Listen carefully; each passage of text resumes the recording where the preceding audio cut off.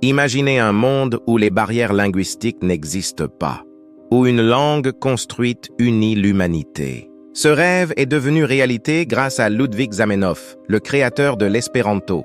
Au cœur du 19e siècle, ce médecin visionnaire a imaginé une langue facile à apprendre, favorisant la paix et l'entente entre les peuples. Né à Białystok, une ville où se mêlaient de nombreuses langues et cultures, Zamenhof a été témoin des divisions causées par les différences linguistiques. En 1887, il publie Unua Libro, marquant la naissance de l'espéranto. Avec sa structure simple et une approche universelle, il ouvre une nouvelle voie vers l'unité mondiale. Diffusion et croissance de l'espéranto. L'espéranto a rapidement captivé des esprits partout dans le monde, formant une communauté vibrante. Des groupes d'espéranto émergent, tissant un réseau d'individus unis par une langue et un idéal. Les congrès internationaux deviennent le lieu de rencontres enrichissantes, célébrant la diversité et l'harmonie. L'espéranto dans le monde moderne. Au XXIe siècle, l'espéranto embrasse la technologie, enrichissant l'éducation et facilitant les voyages et les échanges culturels. Des applications d'apprentissage au forum en ligne, l'espéranto prouve sa pertinence dans un monde connecté, continuant de rassembler les personnes au-delà des frontières. Témoignages et impact personnel. Écoutez les histoires de ceux pour qui l'espéranto est plus qu'une langue. C'est un pont vers de nouvelles amitiés, découvertes et collaborations internationales. Que ce soit pour voyager, apprendre ou connecter, l'espéranto enrichit la vie de ses locuteurs, reflétant l'esprit d'unité et d'espoir de Zamenhof. L'espéranto, une langue conçue non pour remplacer les langues maternelles, mais pour servir de pont commun, est l'œuvre de Ludwig Zamenhof. Né dans une Pologne divisée par la langue et la culture, Zamenhof a été frappé dès son plus jeune âge par le potentiel unificateur d'une langue auxiliaire. Sa vision était claire, créer une langue qui appartient à tous, facile à apprendre, pour favoriser la compréhension et la paix mondiale. L'espéranto, né de cette aspiration, est un appel vibrant à l'harmonie et à l'entente entre les peuples.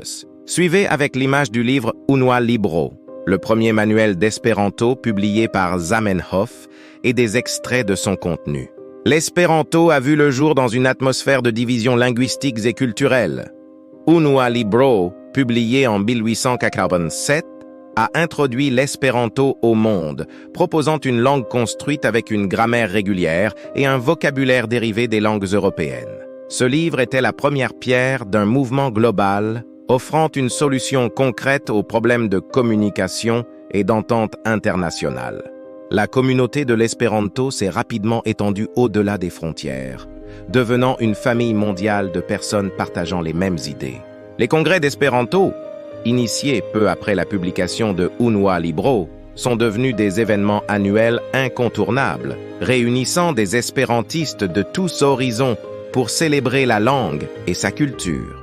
Ces rencontres sont le cœur battant de la communauté, renforçant les liens et partageant la richesse culturelle à travers la langue commune de l'espéranto. Avec l'avènement du numérique, l'espéranto a trouvé de nouvelles voies pour s'épanouir. Les ressources en ligne et les applications d'apprentissage ont rendu l'espéranto plus accessible que jamais, permettant à chacun, partout dans le monde, de l'apprendre à son rythme. Des projets collaboratifs internationaux jusqu'aux rencontres virtuelles, l'espéranto s'adapte et prospère, prouvant sa valeur et sa pertinence dans le contexte global actuel. Cette langue, en embrassant la technologie, continue de tisser des liens entre les individus, favorisant une compréhension mutuelle et une coopération sans frontières. Derrière chaque locuteur d'espéranto, il y a une histoire unique. Des amitiés nées de rencontres improbables, des opportunités de voyages enrichissants et des collaborations transfrontalières sont quelques-unes des expériences partagées par la communauté espérantiste. Ces témoignages personnels mettent en lumière l'impact profond de l'espéranto, non seulement comme outil de communication, mais aussi comme catalyseur de changement, d'ouverture et de compréhension mondiale. L'espéranto dépasse le cadre linguistique pour devenir un véhicule d'espoir, d'unité et d'humanité partagée. Revenez à l'image de la Terre vue de l'espace, désormais parsemée de lumière symbolisant les espérantistes à travers le monde. En embrassant l'espéranto, nous choisissons de regarder au-delà de nos différences, vers un horizon commun d'entente et de paix. L'espéranto n'est pas seulement une langue, c'est un pont entre les cultures, une invitation à la découverte et un rappel que, ensemble, nous pouvons bâtir un monde meilleur. Rejoignez la communauté espérantiste et faites partie de ce voyage extraordinaire. Abonnez-vous pour plus d'histoires inspirantes.